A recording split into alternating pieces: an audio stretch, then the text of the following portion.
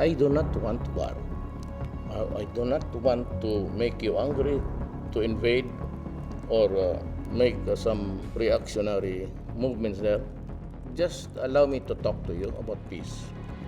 Do not push it on the verge of collapse, because then there will be no other nations except one.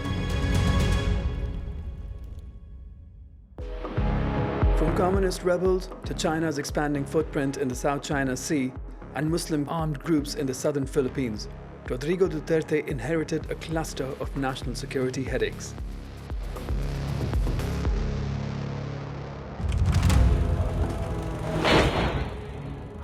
A year into his presidency, Muslim fighters linked to Abu Sayyaf captured Marawi, a city of 200,000 people not far from where Duterte grew up.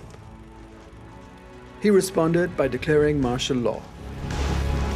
Virtue of the powers vested in me by the Constitution and by law, I had to declare martial law in the Mindanao group of islands.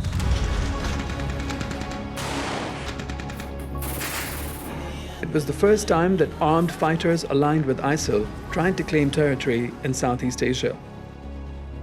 5 months of brutal warfare followed.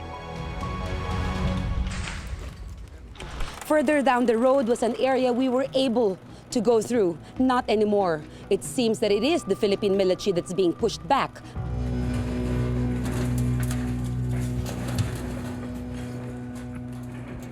Trained in jungle warfare, government forces had to quickly adapt to an urban environment. Go.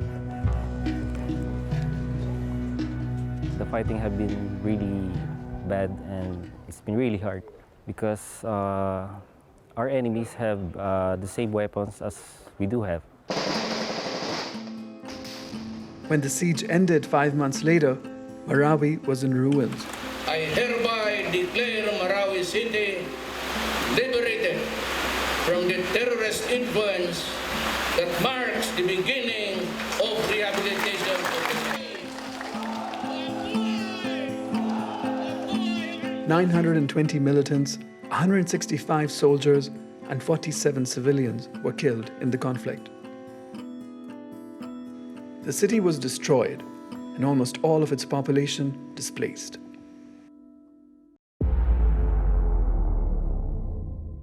It's not good to go to war because we cannot fight China. Meanwhile, in the South China Sea, tensions were flaring, with China expanding its military footprint just off the Filipino coast. So what do? We do not have the might, we do not have arms, equipments, weaponry and all that can match the firepower of China. Since coming to power in 2016, Duterte avoided confrontation with China over the disputed territory in exchange for billions of dollars of aid, loans, and investment pledges. He put in place the so-called pivot to China policy, dumping the Philippines' long-standing alliance with the US. That is what America wants me to be. A dog barking for the crumbs of their table. It isn't just the United States who is baffled by this rhetoric. We have heard from many of our friends and partners in the region who are likewise confused about where this is going. I may have ruffled the feelings of some, but that is how it is. In our final episode, we take a closer look at Duterte's human rights record and the legacy he leaves for his successor.